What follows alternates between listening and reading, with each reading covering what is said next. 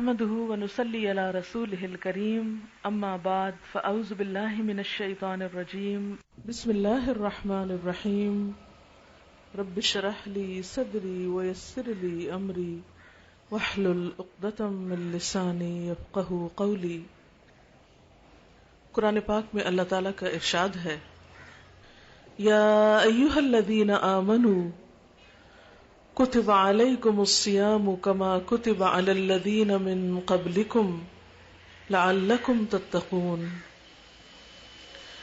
ایاما معدودات فمن کان منکم مریضا او علی سفر فعدۃ من ایام اخر وعلی الذین یطیقونہ فدیۃ طعام مسکین فمن تطوع خیرا فہو خیر لہ وَأَن تَصُومُوا خَيْرٌ لَكُمْ إِن كُنتُمْ تَعْلَمُونَ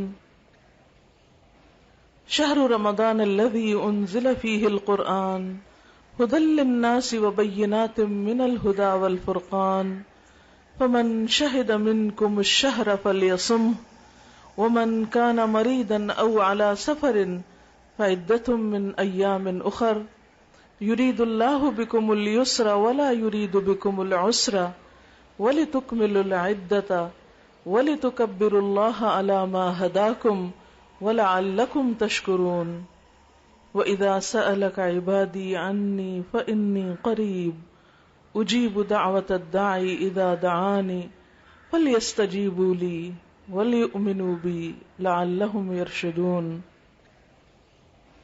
اے لوگو جو ایمان لائے ہو، تم پر روزے فرض کر دیے گئے جس طرح تم سے پہلے انبیاء کے پیروکاروں پر فرض کیے گئے۔ اس سے توقع ہے کہ تم میں تقوی کی صفت پیدا ہوگی۔ چند مقرر دنوں کے روزے ہیں، اگر تم میں سے کوئی بیمار ہو یا سفر پر ہو تو دوسرے دنوں میں اتنی تعداد پوری کر لے، اور جو لوگ روزہ رکھنے کی قدرت رکھتے ہوں پھر نہ رکھیں تو وہ فدیہ دیں۔ ایک روزے کا فدیہ ایک مسکین کو کھانا کھلانا ہے، اور جو اپنی خوشی سے کچھ زیادہ بھلائی کرے تو یہ اسی کے لیے بہتر ہے، لیکن اگر تم سمجھو تو تمہارے حق میں یہی اچھا ہے کہ روزہ رکھو۔ رمضان وہ مہینہ ہے جس میں قرآن نازل کیا گیا، جو انسانوں کے لیے سراسر ہدایت ہے اور ایسی واضح تعلیمات پر مشتمل ہے جو راہ راست دکھانے والی اور حق کو باطل کا فرق کھول کر رکھ دینے والی ہیں۔ لہذا اب سے جو شخص اس مہینے کو پائے اس کو لازم ہے کہ اس پورے مہینے کے روزے رکھے، اور جو کوئی مریض ہو یا سفر پر ہو تو وہ دوسرے دنوں میں روزوں کی تعداد پوری کر لے۔ اللہ تمہارے ساتھ نرمی کرنا چاہتا ہے، سختی کرنا نہیں چاہتا، اس لیے یہ طریقہ تمہیں بتایا جا رہا ہے تاکہ تم روزوں کی تعداد پوری کر سکو، اور جس ہدایت سے اللہ نے تمہیں سرفراز کیا ہے اس پر اللہ کی بڑائی بیان کرو اور شکر گزار بنو۔ اور اے نبی صلی اللہ علیہ وسلم، میرے بندے اگر میرے بارے میں تم سے پوچھیں تو انہیں بتا دو کہ میں ان سے قریب ہوں، پکارنے والا جب مجھے پکارتا ہے میں اس کی پکار سنتا ہوں اور جواب دیتا ہوں۔ لہذا انہیں چاہیے کہ میری دعوت پر لبیک کہیں اور مجھ پر ایمان لائیں۔ یہ بات انہیں سنا دو، شاید کہ وہ راہ راست پالیں۔ عزیز بہنوں، اللہ تعالیٰ کا ہم سب پر بہت احسان ہے کہ ایک بار پھر زندگی میں ہم ماہ شعبان تک پہنچ گئے، اور اب ماہ شعبان کے آخری عشرے میں رمضان کے قریب پہنچ رہے ہیں۔ صحابہ کرام یہ دعائیں کیا کرتے تھے کہ اللہم بلغنا رمضان، یا اللہ تو ہمیں رمضان تک پہنچا دے۔ کیوں؟ تاکہ ہم اس کی برکتوں سے، رحمتوں سے زیادہ مستفید ہو سکیں، فائدہ اٹھا سکیں۔ حقیقت یہ ہے کہ جو رمضان کی قدر پہچانتا ہے، جو رمضان کی حقیقت کو جانتا ہے، وہی یہ دعا کر سکتا ہے، وہی رمضان کا انتظار کر سکتا ہے، اور جو اس نعمت کا انتظار کرتا ہے وہی اس کی تیاری کر سکتا ہے، وہی اس کا حق ادا کر سکتا ہے۔ تو یہ سراسر اللہ کی رحمت ہے کہ ہمیں اس نے زندگی کا کچھ وقت اور دے دیا، تھوڑی سی مہلت اور دے دی، کہ ہم ایک بار پھر اس رحمت سے فائدہ اٹھا سکیں. تو اس شکر گزاری کے لیے، یعنی اس مہینے کے انعام یا نعمت کو ملنے کی شکر گزاری کے لیے ضروری ہے کہ ہم اس مہینے کو بہت اچھی طرح گزاریں، اس طریقے پر گزاریں جس سے اللہ راضی ہو جائے. تو اس کے لیے ضروری ہے کہ ہم اپنے آپ کو ذہنی طور پر اور عملی طور پر تیار کریں. ذہنی تیاری کے لیے تو آج ہم یہاں بیٹھ کر کچھ باتیں دہرائیں گے. ان میں سے بہت سی باتیں آپ نے پہلے بھی سنی ہوں گی، لیکن سال گزرنے پر پھر ہم بھول جاتے ہیں. تو اس لیے ضروری ہے کہ ہم اپنے آپ کو یاد دہانی کرائیں. دوسری بات یہ ہے کہ ہم جو باتیں آج ہوں ان کی روشنی میں گھر جا کر رمضان کے آنے سے پہلے عملی تیاری بھی کر لیں. سب سے پہلی بات تو یہ ہے کہ کوئی بھی کام اگر تیاری کے بغیر کیا جائے تو اس کام کا صحیح حق ادا نہیں ہوتا یا اس سے صحیح فائدہ نہیں اٹھایا جا سکتا. مثلا آج کا یہ درس تھا، اگر آپ سب کو بلا لیا جاتا اور چادریں نہیں بچھائی جاتی، آپ کے بیٹھنے کا کوئی انتظام نہیں کیا جاتا، مجھے بلا کر مائک کے بغیر بٹھا دیا جاتا، تو نتیجہ کیا ہوتا؟ آپ سب کھڑے ہوتے اور میں بول رہی ہوتی اور میری آواز کسی تک نہیں پہنچتی. آپ آتے اور چلے جاتے، میں بھی آتی اور وقت ضائع کر کے چلی جاتی، حاصل کچھ نہ ہوتا.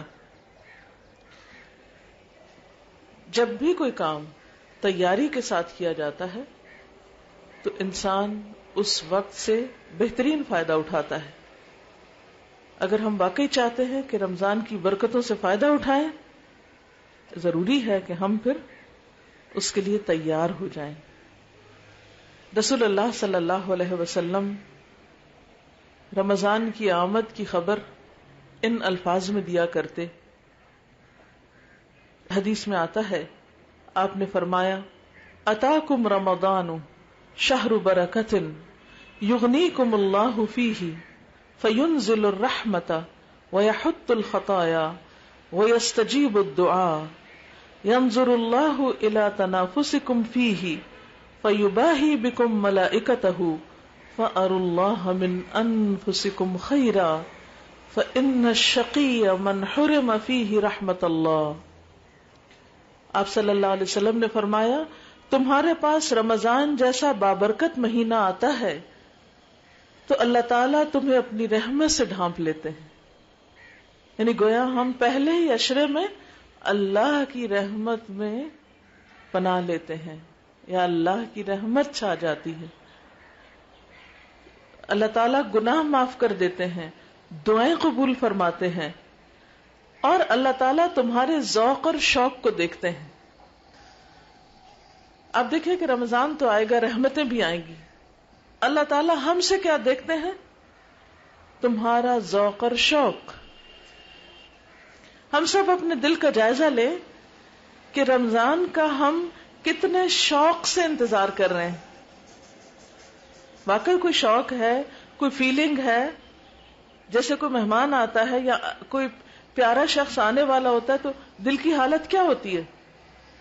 تو اگر ہمیں رمضان سے بھی محبت ہے تو رمضان کے آنے سے پہلے ہمارے دلوں کی حالت کیا ہے؟ ہم سب اپنا جائزہ خود لیں، اپنا امتحان خود لیں، اپنی کیفیت خود جانیں.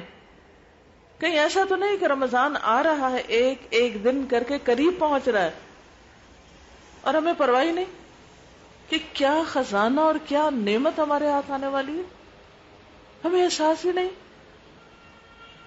تو جب رمضان داخل ہو جائے گا اور بغیر کسی احساس، بغیر کسی شوق اور بغیر کسی شعور کے ہم اس میں اگر داخل ہو گئے تو کیا ہم واقعی اس سے صحیح فائدہ اٹھا سکیں گے؟ نہیں. تو آپ صلی اللہ علیہ وسلم نے کیا فرمایا کہ اللہ تعالیٰ تمہارے ذوق اور شوق کو دیکھتا ہے کہ تمہارے اندر کتنی ایکسائٹمنٹ ہے یا کتنا شوق ہے کہ رمضان آئے، اور پھر اس شوق میں تم کتنا عبادت کے لیے اپنے آپ کو تیار کرتے ہو اور کیا کچھ پھر عملاً کر کے دکھاتے ہو. پھر فرمایا کہ تمہاری وجہ سے فرشتوں پہ فخر کرتے ہیں. اللہ تعالیٰ بندوں کا ذکر اپنے فرشتوں میں کرتے، دیکھو میرے بندوں کو، سارا دن میری خاطر کھانا پینا چھوڑتے ہیں، اپنی خواہشات کو چھوڑتے ہیں، راتوں کو قیام کرتے ہیں، اپنے مال میں سے کثرت کے ساتھ صدقہ خیرات کرتے ہیں. تو جب ایک بندہ رمضان کے مہینے میں خوب ذوق اور شوق کا مظاہرہ کرتا ہے، زیادہ سے زیادہ کثرت کے ساتھ نیک عمل کرتا ہے، تو اللہ تعالیٰ ان بندوں سے اتنا راضی ہوتے ہیں کہ ان کا ذکر فرشتوں کی محفل میں کرتے ہیں اور ان پر فخر کرتے ہیں کہ دیکھو میرے ان بندوں کو کس طرح یہ نیکیوں میں دوڑ رہے ہیں اس مہینے میں.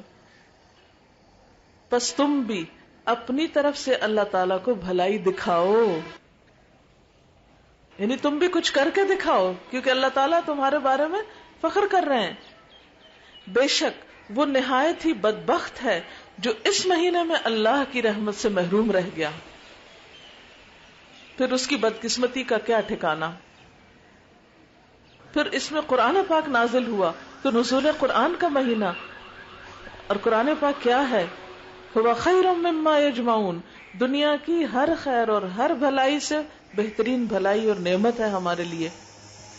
جو بھی کچھ لوگ سمیٹ رہے ہیں سب سے بہترین تحفہ ہے. تو نزول قرآن کا مہینہ، اور پھر اسی طرح لیلۃ القدر کا مہینہ. کیا ہے لیلۃ القدر؟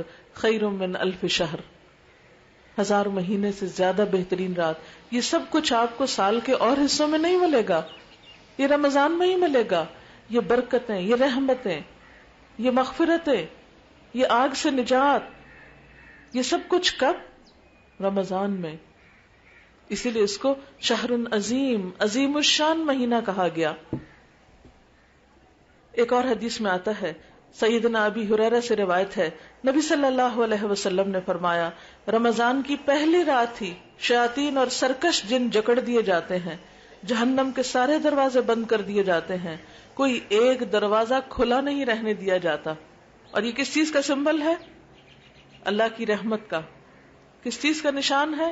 کہ اللہ تعالیٰ نے بندوں کے لیے نیکی کرنا آسان کر دیا ہے، اور اس مہینے میں برائی کے رستے دروازے بند کر دیے. اصل میں کیا ہے؟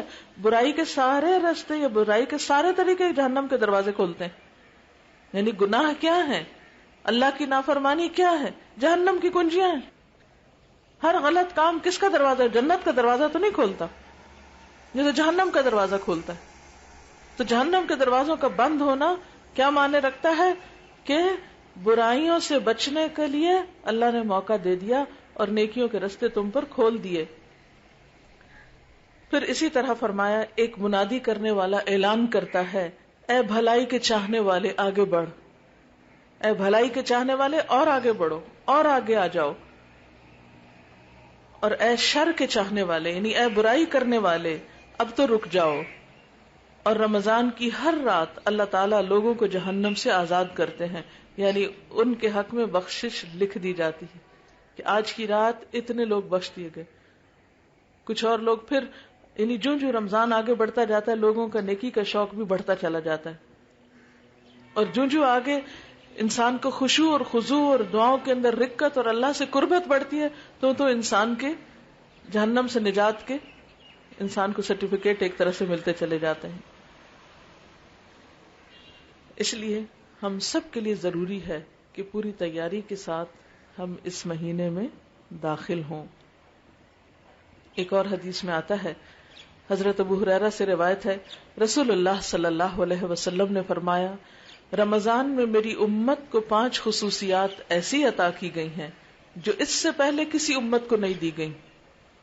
جیسا کہ آپ نے قرآن پاک کی آیت میں سنا کہ روزے تو پہلی امتوں پر بھی فرض تھے، کتب علیکم الصیام کما کتب علی الذین من قبلکم، پچھلی امتوں پر بھی یہ فرض تھے روزے، لیکن اس امت پر روزے کی فرضیت کے ساتھ 5 خاص باتیں انہیں ملی جو پچھلی امتوں کو نہیں ملی تھی. اور وہ کیا ہے؟ روزے دار کے منہ کی بساند اللہ کے ہاں کستوری کی خوشبو سے زیادہ بہترین ہے. دوسری بات، ان کے لیے فرشتے استغفار کرتے ہیں یہاں تک کہ روزہ دار روزہ افطار کر لے. یعنی آپ روزے سے ہیں، تھکے ہوئے ہیں، زیادہ دعا بھی نہیں مانگ پا رہے، تو اللہ تعالیٰ نے فرشتے مقرر کیے ہوئے جو آپ کے لیے دعائیں مانگے، اور وہ بخشش کی دعائیں. ہاں، اگر آپ نے واقعی روزہ رکھا ہوا اس میں حلال چھوڑ کے حرام نہ کھا رہے ہوں. حرام کھانا کیا ہے؟ کسی کی غیبت کرنا، چغلی کرنا، شکایتیں لگانا، کسی کے خلاف دوسروں کو بھڑکانا، یہ حرام کھانا ہے. قرآن پاک میں غیبت کے بارے میں کیا فرمایا گیا؟ اَيُحِبُّ أَحَدُكُمْ أَن يَأْكُلَ لَحْمَ أَخِيهِ مَيْتًا فَكَرِهْتُمُوهُ، کہ تم میں سے کوئی پسند کرے گا کہ وہ اپنے مردہ بھائی کا گوشت کھائے، تم اس کو سخت ناپسند کرو گے. تو بعض لوگ روزہ تو رکھ لیتے ہیں، کھانا پینا تو چھوڑ دیتے ہیں، لیکن مردار کھانا نہیں چھوڑتے، غیبت چغلی سے پرہیز نہیں کرتے.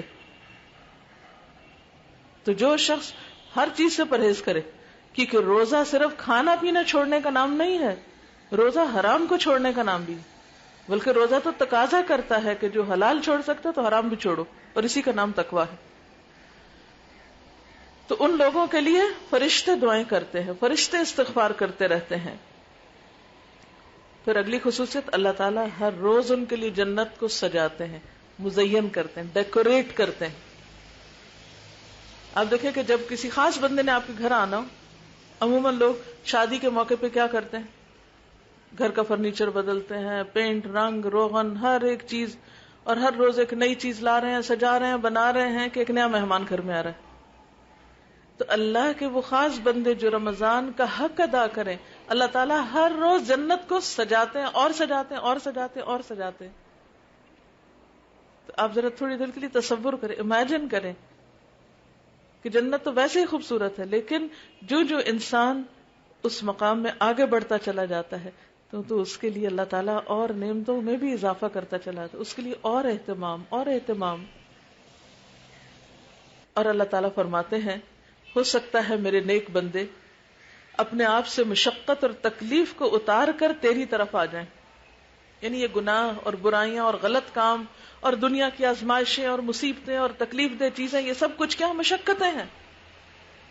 تو جب ایک نیک بندہ فوت ہوتا ہے تو موت اس کے لیے باعث راحت ہوتی ہے، کیونکہ وہ دنیا کے غموں سے نجات پاتا ہے، دنیا کی آزمائشوں سے نکل جاتا ہے، اور آگے اس کے لیے کیا ہے، جنت سجی ہوئی ہے. تو اللہ تعالیٰ اتنا خوبصورت کرتے اس جنت کو کہ ہو سکتا ہے میرے نیک بندے دنیا کے غم پھینک کے، دنیا کی مشقتیں دور کر کے اس میں آ جائیں. اور یہ کب ہو سکتا ہے؟ جب انسان صبر سے کام لے، ہر تکلیف اور مشقت پر، ناپسندیدہ حالت پر صبر اور تحمل اختیار کرے. لیکن بات یہ ہے کہ ہماری جلد بازی ہمیں صبر نہیں کرنے دیتی. ہم سب کے لیے ایک بہت بڑی مشکل کیا ہے؟ ہماری طبیعتوں کی جلد بازی. ہم ہر چیز کو جلدی کرنا چاہتے ہیں، فوراً کرنا چاہتے ہیں. آپ صلی اللہ علیہ وسلم کے پاس مختلف وفد آیا کرتے تھے، مختلف علاقوں سے.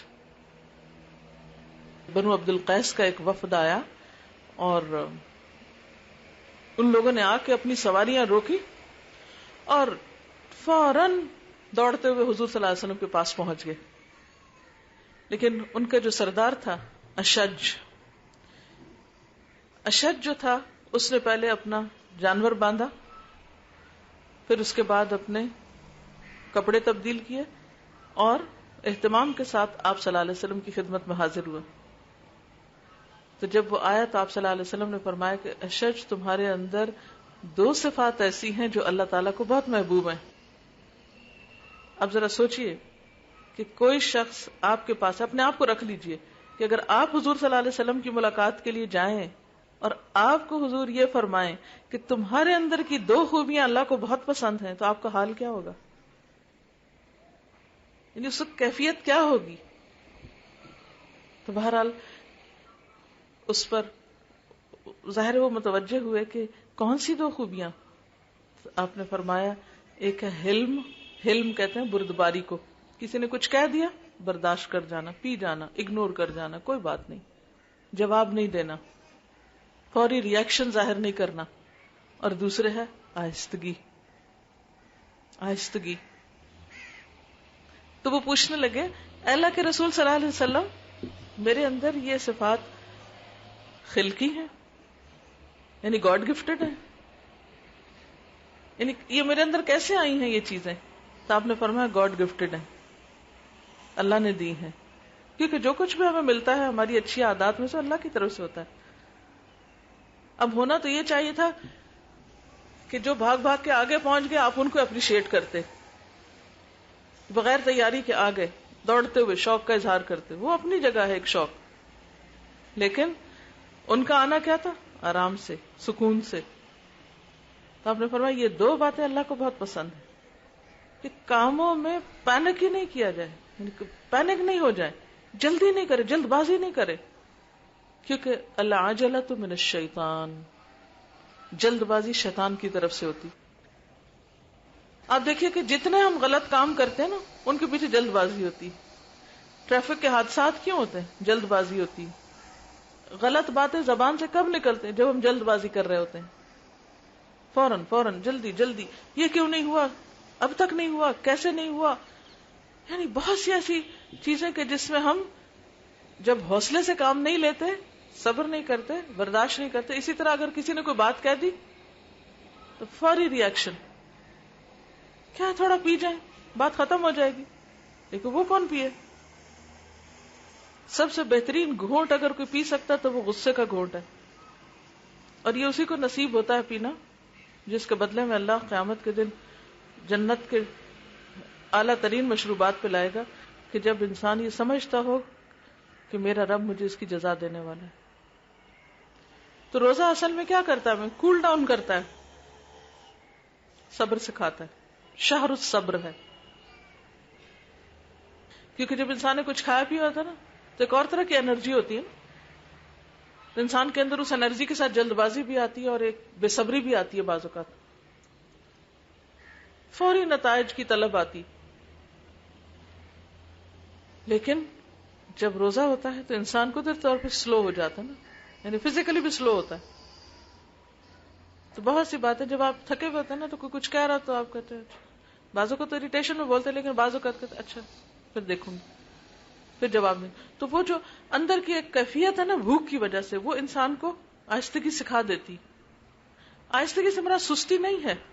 سستی کیا ہوتا ہے کہ کسی کام کو جان بوجھ کے ڈیلے کرنا، لیٹ کرنا، اور بس ایسے ہی بلا وجہ. لیکن آہستگی ایک پسندیدہ صورت ہے. آپ صلی اللہ علیہ وسلم نے فرمایا التؤدۃ فی کل شیء الا فی عمل الاخرہ، ہر چیز میں آہستگی سوائے آخرت کے عمل کے. اس کے لیے کیا ہے؟ ففروا الی اللہ فاستبقوا الخیرات. بہرحال پھر اس کے بعد آپ صلی اللہ علیہ وسلم نے فرمایا اس ماہ میں سرکش شیطان زنجیروں میں جکڑ لیے جاتے ہیں اور وہ روزے دار تک اپنی رسائی نہیں پاتے جس طرح کے غیر روزہ دار تک پہنچ جاتے ہیں. اور روزے دار کو آخری رات معاف کر دیا جاتا ہے. آپ صلی اللہ علیہ وسلم سے پوچھا گیا کیا یہ آخری رات شب قدر ہے؟ یعنی صحابہ کرام کو ایک تجسس تھا جب آپ نے فرمایا کہ آخری رات میں معاف کر دیا جاتا ہے، تو انہوں نے پوچھا پھر یہ شب قدر ہی ہوگی جو معافی مل گئی؟ آپ نے فرمایا نہیں، بلکہ مزدور کو اس کی محنت کا صلہ اس وقت دیا جاتا ہے جب وہ اپنا کام مکمل کر لیتا ہے. یعنی وہ صلے کی رات ہے، انعام کی رات ہے. اور انعام کیا ہے رمضان کا سب سے بڑا؟ بخشش. پھر اسی طرح آخرت کے بھی بہت فائدے ہیں. مثلا جنت کا ایک دروازہ جس کا نام ریان ہے، اس سے صرف روزہ دار داخل ہوں گے، کوئی اور نہیں جا سکے گا اس کے ذریعے.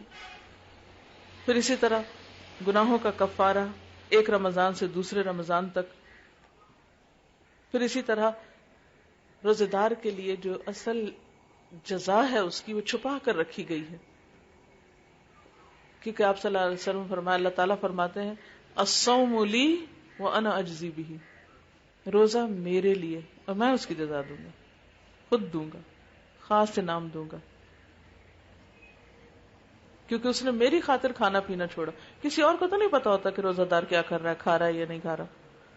چھپ کے کوئی کچھ بھی کر سکتا ہے اور لوگوں کو یہ بتا سکتا ہے میں روزے سے ہوں، لیکن اللہ تو جانتا ہے. لہذا روزہ ہے ہی خالصتاً اللہ اور بندے کا معاملہ کہ جس کا پتہ کوئی دوسرا لگا ہی نہیں سکتا، کسی دوسرے کو خبر بھی نہیں ہو سکتی.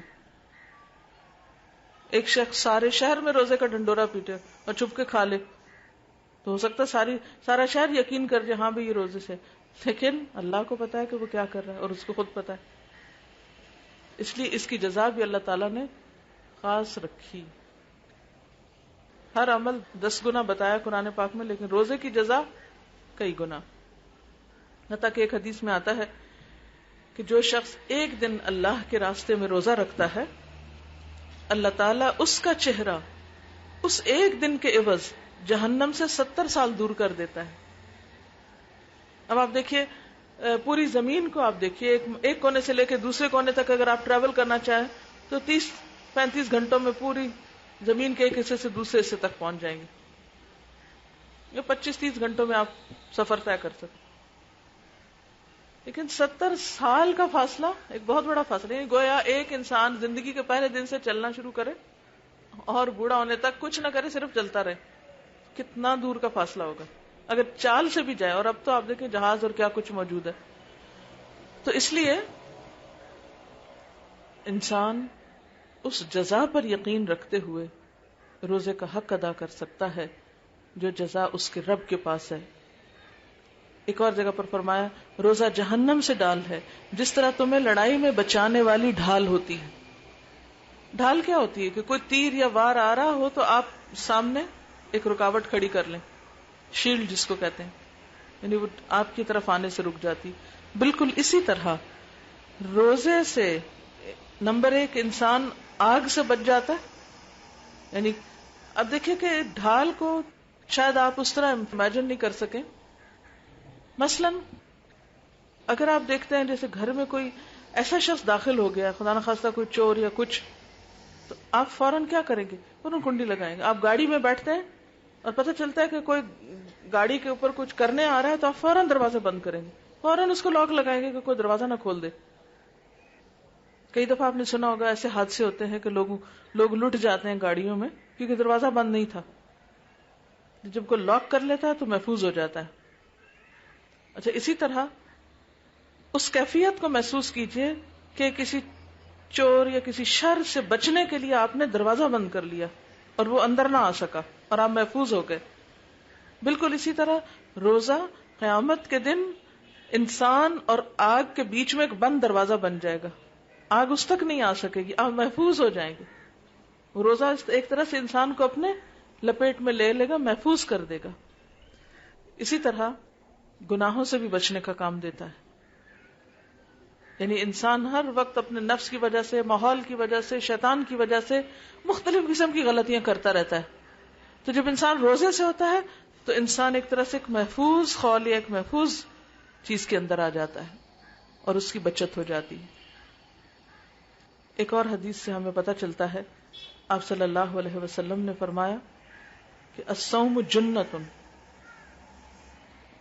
الصیام جنۃ من النار کجنۃ احدکم من القتال، کہ جیسے جنگ میں ڈھال استعمال ہوتی ہے اسی طرح جہنم سے بھی یہ ڈھال کے طور پر، حفاظت کے طور پر روزہ کام کرے گا. گناہوں کی بخشش کے لیے خاص طور پر احتساب نفس شرط قرار دیا روزے میں. من صام رمضان ایمانا و احتسابا غفر له ما تقدم من ذنبه. یہ سارے وعدے اپنی جگہ ہیں، لیکن ان سب کے لیے شرط کیا ہے کہ انسان ایمان کے ساتھ، ایمان کا کیا مطلب؟ خالص اللہ کے لیے کام کرے، دین کے تقاضے کے طور پر، دنیا کے مفاد کے لیے نہیں. اور دوسری طرف احتساب، کام کرے اور اس پر اجر کی نیت اللہ سے رکھے اور اپنے آپ کو پرکھتا بھی رہے کہ میں نے اس کام کا حق ادا کیا یا نہیں. یعنی روزہ تو رکھ لیا، کھانا پینا تو چھوڑ دیا، کہ حق بھی ادا کیا یا نہیں.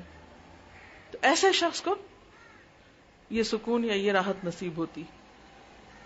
اور پھر اگر کوئی شخص، جہاں روزہ رکھنے کا اتنا فائدہ ہے، اگر کوئی شخص روزہ نہیں رکھتا تو اس کے بارے میں کیا فرمایا؟ جو شخص رمضان کا ایک روزہ بغیر عذر یا بیماری کے چھوڑ دے، اگر وہ ساری زندگی بھی روزے رکھے، ہمیشہ بھی روزے رکھے، تو اس ایک روزے کے برابر نہیں ہو سکتا. تو اس سے کیا پتا چلتا ہے کہ جہاں روزہ رکھنا اپنے اندر بے شمار فائدے رکھتا ہے، وہاں روزہ نہ رکھنا بھی انسان کے لیے بے شمار بہت بڑے نقصان کا سبب ہے، جس کی تلافی ساری زندگی بھی نہیں ہو سکتی. کیوں نہیں ہو سکتی؟ اس لیے کہ زندگی کا وہ وقت تو ہاتھ سے نکل گیا، چلا گیا. اگر آپ کسی اور دن روزہ رکھتے ہو تو اس دن کا ہے، وہ جو اس رمضان کا تھا، کیونکہ رمضان سارا سال نہیں ہوتا. آپ دیکھیں نا کہ روزہ تو روزہ آپ کبھی بھی رکھ سکتے ہیں، لیکن رمضان کے مہینے کی اہمیت اس سے پتہ چلتی ہے کہ اس مہینے میں جو روزہ رکھا جاتا ہے اس کی بات ہی کچھ اور ہے. جب رمضان نکل گیا تو آپ بے شک سارا سال رکھیں, رمضان کا فائدہ آپ کو نہیں ملے گا. اس لیے اس مہینے کی قدر کرنا بے حد ضروری ہے. اچھا, تو پھر قدر کیسے کی جائے؟ 2 طریقے سے. ایک یہ ہے کہ اس میں انسان اللہ کے حقوق ادا کرے اور دوسری طرف بندوں کے حقوق ادا کرنے کی فکر کرے. اللہ تعالیٰ کے حقوق میں سب سے پہلے نماز آتی. بعض لوگ روزہ تو رکھ لیتے, نماز نہیں پڑھتے. تو نماز کی پابندی ضروری ہے, اور وقت پر 5 نمازیں ادا کرنا اور اچھی سی نماز پڑھنا. کیونکہ جو شخص اچھا سا وضو کر کے اچھی سی نماز پڑھتا ہے, اچھی سی نماز سے مراد کیا ہے کہ اس میں اپنے دل کو مختلف طرح کے خیالوں سے بچاتا ہے, اس کے پچھلے گناہ معاف کر دیے جاتے ہیں. اور پھر خاص طور پر رمضان میں تراویح, قیام اللیل. حدیث میں آتا ہے فرض نماز کے بعد افضل نماز رات کی نماز ہے. اور عباد الرحمن کی صفت بھی کیا ہے, والذین یبیتون لربہم سجدا وقیاما. راتوں کو سجدے اور قیام, یہ عباد الرحمن کی صفت ہے. عام دنوں میں نہیں موقع ہوتا یا نہیں مہلت ہوتی, تو رمضان کی رحمت اور برکت سے آپ صبح اٹھتے ہی ہیں. تو اس وقت انسان اس سحری کے وقت سے خاص طور پر فائدہ اٹھائے. کیونکہ حدیث میں آتا ہے کہ جب رات کا آخری تہائی حصہ ہوتا ہے, اللہ تعالیٰ آسمان دنیا پر جلوہ فرما ہوتے ہیں اور بندوں کو پکارتے کہ ہے کوئی بخشش مانگنے والا کہ میں اس کو بخش دوں. پھر اسی طرح رات کے قیام کے بارے میں, تراویح کے بارے میں بھی فرمایا, من قام رمضان ایمانا واحتسابا غفر له ما تقدم من ذنبه. جس طرح روزہ کفارے کا ذریعہ, اسی طرح نماز سے تراویح بھی گناہوں کا کفارہ ہے. لیکن یاد رکھیے کہ روزہ روزہ ہے, تراویح تراویح ہے. دونوں اگرچہ رمضان میں ہے لیکن آپس میں اس طرح کا تعلق نہیں کہ اگر روزہ نہیں تو تراویح بھی چھوڑ دیں آپ, یا اگر آپ تراویح نہیں پڑھی تو آپ کا روزہ کیا رکھنا, تراویح تو پڑھی نہیں میں. نہیں, روزہ ایک فرض عبادت ہے, تراویح جو ہے وہ ایک مسنون عبادت ہے. دونوں کا اپنا اپنا مقام ہے, لیکن رمضان میں ان دونوں کو اکٹھا کر دیا جاتا ہے. آپ صلی اللہ علیہ وسلم نے فرمایا, اللہ تعالیٰ نے رمضان کے روزے تم پہ فرض کیے, میں اس میں رات کا قیام سنت ٹھہراتا ہوں. جو خلوص دل اور ثواب کی نیت سے روزہ رکھتا ہے اور قیام کرتا ہے, وہ اپنے گناہوں سے پاک صاف ہو کر اس طرح نکلتا ہے جیسے آج اس کی ماں نے اس کو جنم دیا. جیسے حج میں انسان سارے گناہوں سے پاک ہوتا ہے, اسی طرح رمضان میں روزہ اور تراویح کا اہتمام کرنے والا بھی پچھلے سارے گناہوں سے پاک صاف ہو جاتا ہے. پھر اسی طرح یہ کہ تراویح پڑھنے میں عام طور پر خواتین جو ہے وہ سمجھتی ہے کہ شاید یہ مردوں کے لیے صرف, یا پھر یہ ہے کہ بعض اوقات ہم اکیلے گھر میں ہوتے ہیں تو عشاء کی نماز مشکل لگتی ہے, کہاں یہ کہ اب اتنے زیادہ نوافل بھی ادا کیے جائیں. تو ایسی صورت میں اگر کہیں بھی ممکن ہو, قریب ترین کوئی قاریاں ہوں یا کوئی مسجد میں کوئی ایسا حصہ ہو, تو وہاں بھی آپ جا سکتے ہیں. عام حالات میں تو عورتوں کو گھر پر ہی نماز پڑھنی چاہیے, لیکن یہ نفل نماز ہے اور اس میں چونکہ قرآن آپ کو خود نہیں آتا تو کہیں سے سن کے آپ اس سے زیادہ فائدہ اٹھا سکتے ہیں. جیسے حرم میں, مسجد مکہ میں, مدینہ میں, دونوں جگہ آپ دیکھیں خواتین اور حضرات دونوں پڑھ رہے ہوتے ہیں. حدیث میں آتا ہے, آپ صلی اللہ علیہ وسلم نے فرمایا, بخاری اور مسلم کی روایت ہے, لا تمنعوا اماء اللہ مساجد اللہ, اللہ کی بندیوں کو اللہ کی مسجدوں, اللہ کے گھروں سے مت روکو. یعنی اگر کوئی خاتون, اس کے بچے چھوٹے نہیں یا ان کے لیے جانا آسان ہے یا سہولت موجود ہے, گھر کے ساتھ مسجد ہے, یہ شوہر جا رہے ہیں ساتھ لے جا سکتے ہیں, وہاں بھی انتظام موجود ہے, محفوظ جگہ ہے, تو بازار اگر عورت جا سکتی ہے تو مسجد میں نماز کے لیے کیوں نہیں جا سکتی, اور وہ بھی صرف رمضان میں تراویح کے لیے. یا کبھی بازار میں کوئی شاپنگ وغیرہ ہو رہی تو نماز کا وقت آ گیا تو قضا کرنے سے بہتر ہے کہ آپ نماز ادا کریں جہاں بھی آپ کے لیے موقع ہو, کیونکہ نماز تو وقت کی پابندی کے ساتھ فرض کی گئی. بہرحال تو بات یہ ہے کہ رمضان میں تراویح کا خاص اہتمام ضروری.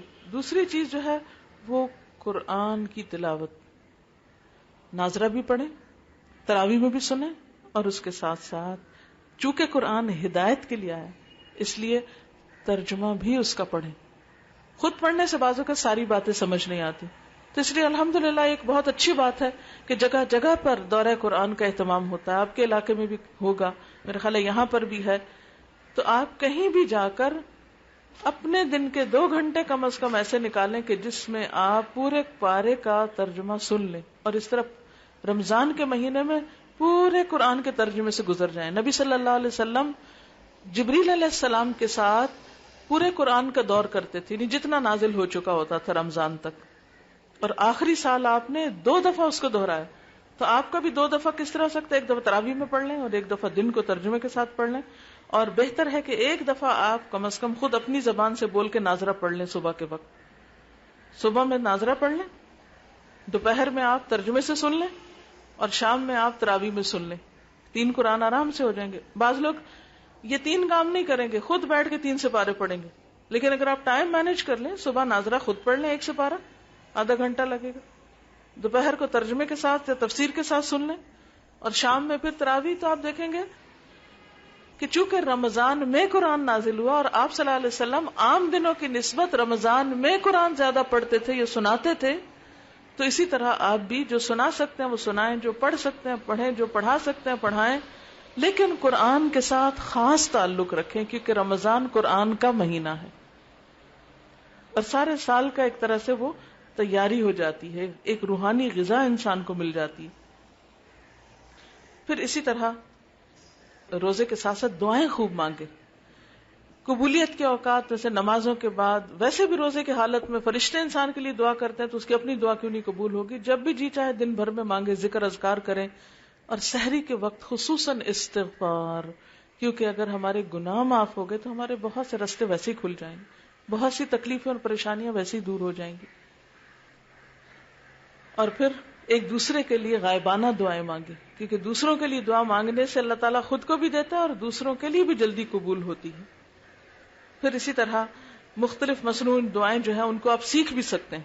جہاں جہاں دورہ قرآن ہو رہا ہے، اگر وہاں ساتھ ساتھ ایک ایک دعا لوگوں کو سکھا دی جائے، واش روم جانے کی، باہر آنے کی، کھانا کھانے کی، بعد میں نماز کے علاوہ اذکار وغیرہ وغیرہ، گھر سے نکلنے کی، اندر آنے کی، صبح شام کی دعائیں، اگر رمضان میں کچھ کچھ یاد کر لیں اور عادت ڈال لیں 30 دن پڑھنے کی، تو آپ دیکھیں گے کہ باقی زندگی میں بھی عادت ہو جائے گی.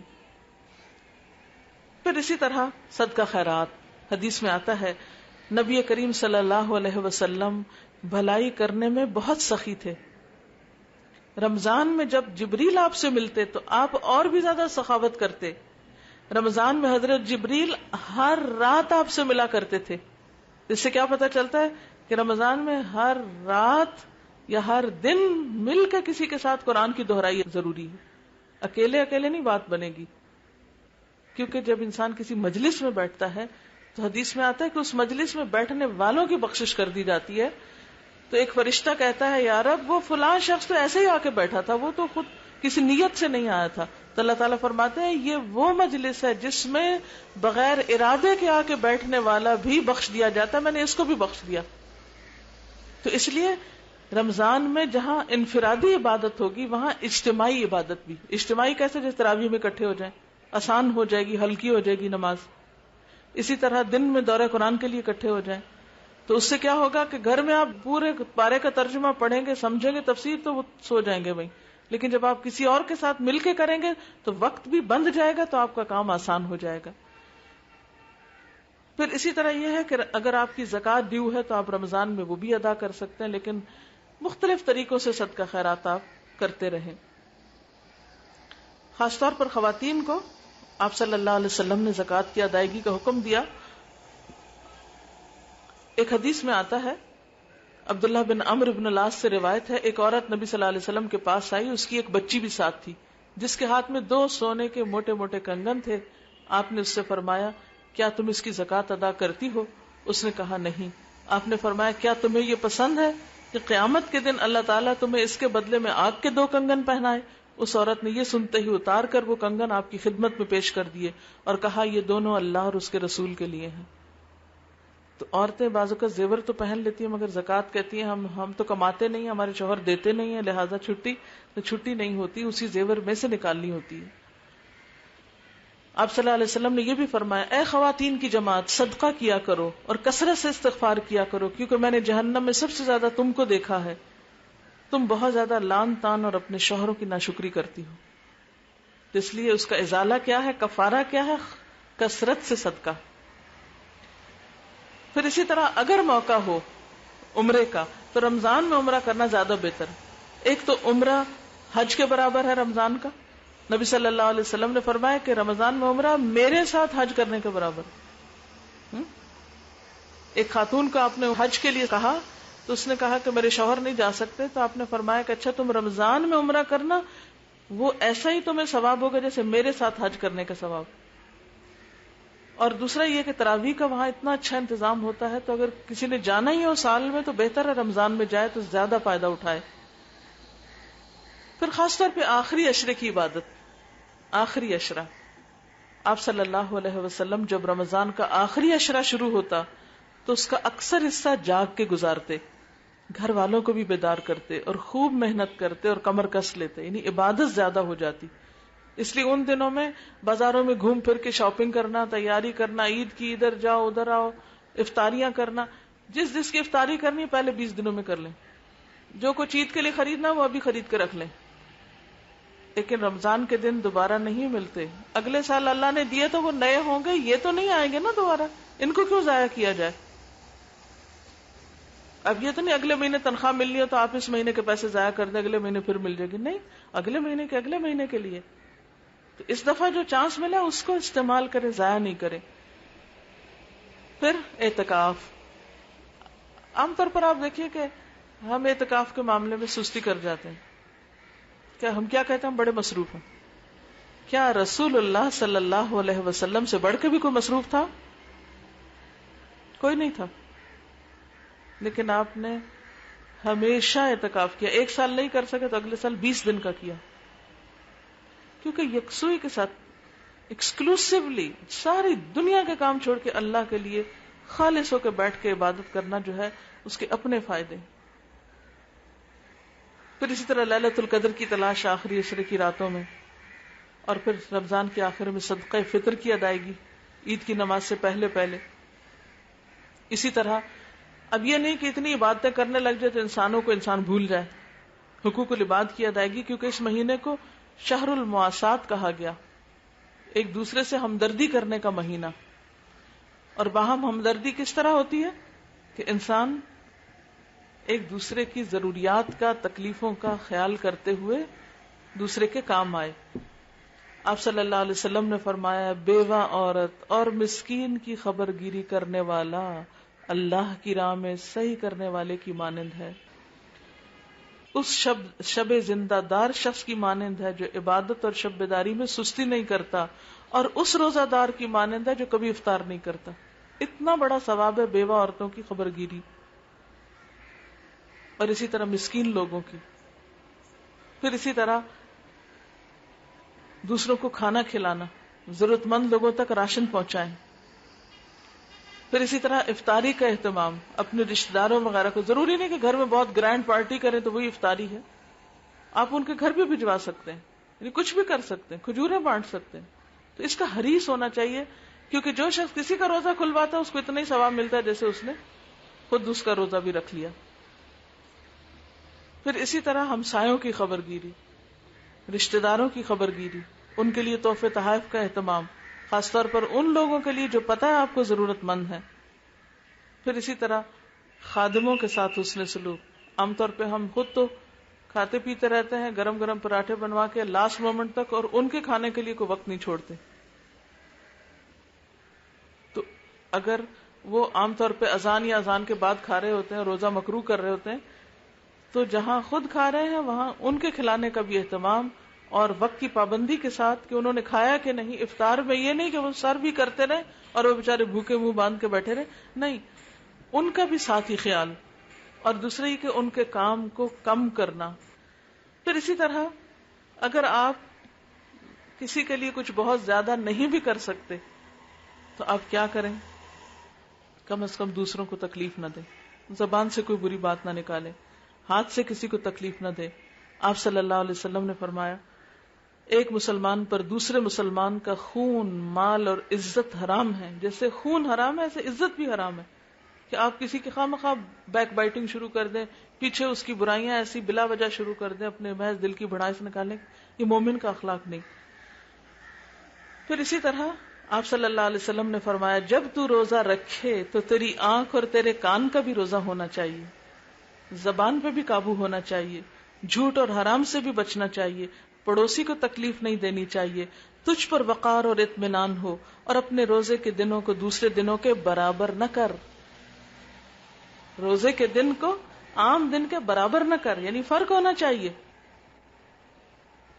جیسے آپ صلی اللہ علیہ وسلم نے فرمایا من لم يدع قول الزور والعمل به فليس لله حاجة ان يدع طعامه وشرابه. جس نے روزہ رکھ کر جھوٹ بولنا اور اس پر عمل کرنا نہیں چھوڑا تو اللہ تعالیٰ کو اس بات کی کوئی ضرورت نہیں کہ وہ شخص بھوکا یا پیاسا رہے. آپ صلی اللہ علیہ وسلم نے یہ بھی فرمایا کتنے ہی روزہ دار ایسے ہیں جن کو روزے سے سوائے بھوک پیاس کے کچھ نہیں ملتا، کتنے ہی راتوں کو جاگنے والے ایسے ہیں جن کو رت جگہ کے سوا کچھ بھی نہیں ملتا، کچھ ان کی زندگی پہ اثر نہیں پڑتا، کچھ ان کے اندر تقویٰ نہیں آتا، کیونکہ بغیر سوچے سمجھے بے شعوری کے ساتھ ایسے سب کام کرتے چلے جاتے ہیں. لہذا شعور کے ساتھ، ہوش حواس کے ساتھ سوچ سمجھ کے اپنے آپ کو برائیوں سے روکنا ہے. آنکھ کا بھی روزہ، کان کا بھی روزہ، زبان کا بھی روزہ، یہ ہے اصل روزہ. اور چال ڈھال میں بھی روزہ، کسی کو اذیت نہیں دینی، کسی کو دکھ نہیں دینا. آپ صلی اللہ علیہ وسلم نے اس کا حال یہ بتایا کہ کوئی تم سے لڑنے آئے، کوئی گالی گلوچ کرے یا جہالت سے پیش آئے تو وہ کہے ان امرؤ صائم، میں تو روزے سے ہوں، میں جواب نہیں دے سکتا. اور پھر رمضان کے آخر میں اپنا جائزہ، اپنا احتساب کہ کیا واقعی ہم نے رمضان کا حق ادا کیا. کیونکہ آپ صلی اللہ علیہ وسلم ایک موقع پر ممبر پر تشریف لے گئے، 3 دفعہ آپ نے آمین فرمایا ہر سیڑھی پہ چڑھتے ہوئے. لوگوں نے عرض کیا اے اللہ کے رسول صلی اللہ علیہ وسلم، آج ہم نے ایک ایسی چیز دیکھی ہے جو اس سے پہلے کبھی نہیں سنی تھی. آپ نے 3 مرتبہ آمین کس لیے فرمایا؟ تو آپ نے فرمایا کہ جبریل میرے پاس آئے، جب میں نے پہلی سیڑھی پہ قدم رکھا تو جبریل نے کہا اس آدمی کے لیے ہلاکت ہے جس نے رمضان کا مہینہ پایا اور اپنے گناہوں کی معافی اور بخشش حاصل نہ کر سکا. اس کے جواب میں نے آمین کہا. اور اسی طرح جس کے سامنے آپ کا نام لیا جائے اور وہ درود شریف نہ پڑھے اس کے لیے بھی آپ نے یہی فرمایا. اور اسی طرح جو شخص بڑھاپے میں ماں باپ دونوں یا ایک کو پائے پھر ان کی خدمت نہ کرے تو اس کے لیے بھی ہلاکت کا پیغام دیا آپ نے. اور آخری بات یہ، نبی کریم صلی اللہ علیہ وسلم نے فرمایا من صام رمضان وعرف حدودہ وتحفظ مما ينبغي له ان يتحفظ فيه كفر ما قبله. جس نے رمضان کا روزہ رکھا اور اس کی حدود کو پہچانا اور بچنے والی چیزوں سے بچا، اس کے پچھلے سارے گناہ معاف کر دیے جاتے ہیں. تو جس نے روزہ رکھا، حدود کو پہچانا کہ کیا کرنا ہے کیا نہیں کرنا، اور بچنے والی چیزوں سے بچا، تو اس کے پچھلے گناہ معاف کیے تھے. اللہ تعالی ہمیں توفیق دے اس بات کی کہ ہم واقعی رمضان کی تیاری بھی کریں اور اس کے ساتھ ساتھ اپنے عمل میں ایسی تبدیلی لائیں کہ جس سے ہماری آئندہ زندگی سنور جائے اور ہماری آخرت بہترین ہو جائے. تو لہٰذا سب سے پہلی چیز اپنے اوقات کی منصوبہ بندی کریں. کس ٹائم پہ کیا کرنا ہے، یہ تیاری کے طریقہ آپ کو بتا رہی ہوں. کرنا کیا آپ کو، اوقات مقرر کریں. جیسے میں نے بھی بتایا صبح ناظرہ پڑھیں، دوپہر دورہ قرآن اٹینڈ کریں، شام کو تراویح. کس دن کس کو افطار بھیجنا ہے، کس کو کہاں کیا صدقہ کرنا ہے، کس کو کیا کیا دینا ہے، کہ اگر غریبوں کو کپڑا دینا ہے یا راشن دینا تو پہلے رمضان سے پہلے یہ سب کچھ کر لیں. کاموں کی لسٹ بنائیں، کرنا کیا کیا، اور پھر اس کے لیے اوقات بھی لکھیں، کب کرنا ہے، کس تاریخ کو کرنا ہے، کس دن کو کرنا ہے، کس طریقے پہ کرنا ہے. سب سے پہلے وقت کی منصوبہ بندی. دوسری چیز پھر اس کے بعد ان چیزوں کی پابندی بھی، خود احتسابی بھی، یعنی اوقات مخصوص کر کے. جو خواتین مثلا جاب نہ کرتی ہوں یا ان کے بچے بہت چھوٹے نہ ہوں، اعتکاف کی نیت کر لیں، اللہ سے دعا کریں اللہ تعالیٰ انہیں توفیق دے اگر ممکن ہو تو. پھر اسی طرح جب آپ کو چاند نظر آئے تو آپ مسنون دعا پڑھیں. مسنون دعا کیا ہے؟ اللہم اہلہ علینا بالامن والایمان والسلامت والاسلام لما تحب وترضى یا ہلال ربی و ربک اللہ. پھر اسی طرح سحری کا اہتمام، کیونکہ سحری کھانے والوں کے لیے برکت ہے. فرشتے اس وقت ان کے لیے دعائیں کرتے ہیں. مثلا سحری کے وقت آپ اٹھے, پہلے آپ خود استغفار کر رہے تھے, جب کھانے لگے تب استغفار تو نہیں کر سکتے, آپ کھا رہے ہیں, فرشتے آپ کے لیے استغفار پڑھ رہے ہیں, وہ آپ کے لیے بخشش کی دعائیں کر رہے ہیں, لہذا اس کا اہتمام. پھر اسی طرح سحر اور افطار کی دعائیں, افطار کی خاص طور پر دعا ذهب الظمأ وابتلت العروق وثبت الاجر انشاءاللہ, یہ مسنون دعا ہے, نبی صلی اللہ علیہ وسلم نے سکھائی. پیاس بجھ گئی, رگیں تر ہو گئیں, اور روزے کا ثواب انشاءاللہ واجب ہو گیا. یعنی اچھا گمان اللہ کے بارے میں رکھنا چاہیے تاکہ اجر واقعی ثابت ہو جائے. پھر اسی طرح اور کیا کرنا ہے, حرام چیزوں سے بچنا ہے, حرام مال سے بچنا ہے, حرام باتوں سے بچنا, چغلی, غیبت, شکایتیں, شکوے اور اس طرح کی چیزیں, اور لڑائی جھگڑا, ان سب چیزوں سے شعوری طور پہ بچنا ہے. اور اسی طرح صدقے خیرات کا اہتمام. پھر بتدریج پہلے عشرے میں کیا کرنا ہے, دوسرے میں کیا کرنا ہے, تیسرے میں کیا کرنا ہے, آہستہ آہستہ عبادات انکریز کریں. یہ نہیں کہ سب کچھ پہلے 2 دن کر کے پھر تھک کے بیٹھ جائیں اور بیمار پڑ جائیں, نہیں, تھوڑا تھوڑا کر کے عادت بڑھاتے جائیں. اسی لیے آخری عشرے میں خوب عبادت, کیونکہ پہلے 20 دن تیاری ہو چکی ہوتی ہے آخری عشرے کی. اور پھر اسی طرح ایک رات میں ختم نہ کرنے کی کوشش کریں. بعض لوگ سارا مہینہ کچھ نہیں پڑھتے, شبینہ کر لیتے ہیں, ایک ہی رات میں سارا پڑھ کے آ جاتے ہیں, یہ 3 راتوں میں پڑھ لیتے ہیں یا 5 راتوں میں. یہ مسنون طریقہ نہیں ہے. پھر اسی طرح اپنے اہل و عیال کے لیے خوب دعائیں کریں, اپنے دوستوں کے لیے کریں, رشتہ داروں کے لیے کریں, سارے مسلمانوں کے لیے کریں, سارے انسانوں کے لیے کریں کہ اللہ سب کو ہدایت دے اور جہنم کی آگ سے بچائے.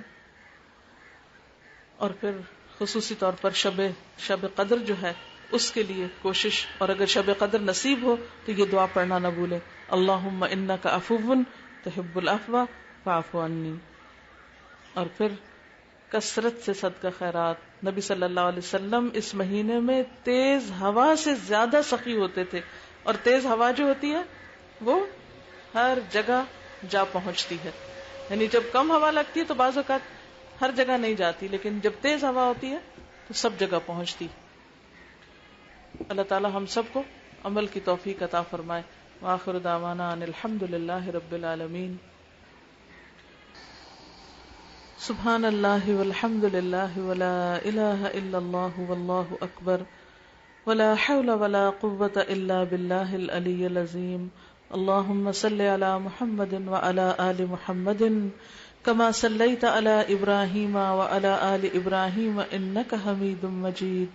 اللهم بارك على محمد وعلى آل محمد كما باركت على إبراهيم وعلى آل إبراهيم إنك حميد مجيد.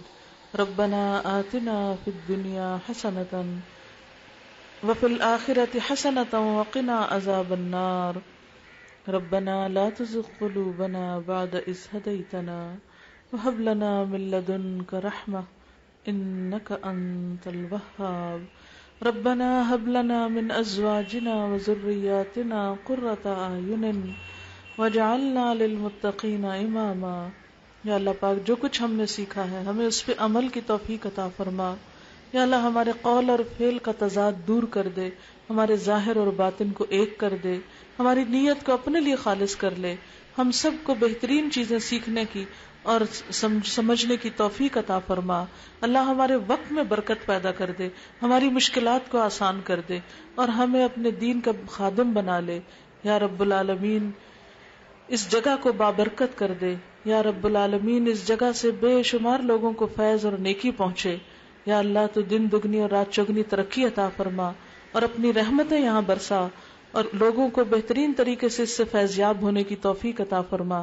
یا اللہ جتنی بہنیں آئی ہیں سب کا آنا قبول فرما, سب کا سیکھنا قبول فرما. یا اللہ ہمیں رمضان کی برکتوں سے رحمتوں سے بھرپور فائدہ اٹھانے کی توفیق دے. یا رب العالمین تو سب کی کوششوں کو قبول فرما لے, اور سب کے لیے ان کی کوششیں صدقہ جاریہ بنا دے. سب بیماروں کو صحت دے, سب دکھی لوگوں کے دکھ دور فرما, سب پریشان حالوں کی پریشانی دور فرما, اور ہم سب کو اپنی رحمت سے ڈھانپ لے, اور ہمیں اس رستے پر مرتے دم تک استقامت نصیب فرما. یا اللہ تو ہم سے اس کوشش کو قبول کر لے. ربنا تقبل منا انک انت السمیع العلیم وتب علینا انک انت التواب الرحیم. وصلی اللہ تعالی على خير خلقه محمد وعلى آله وأصحابه وأهل بيته أجمعين برحمتك يا أرحم الراحمين إلهي آمين.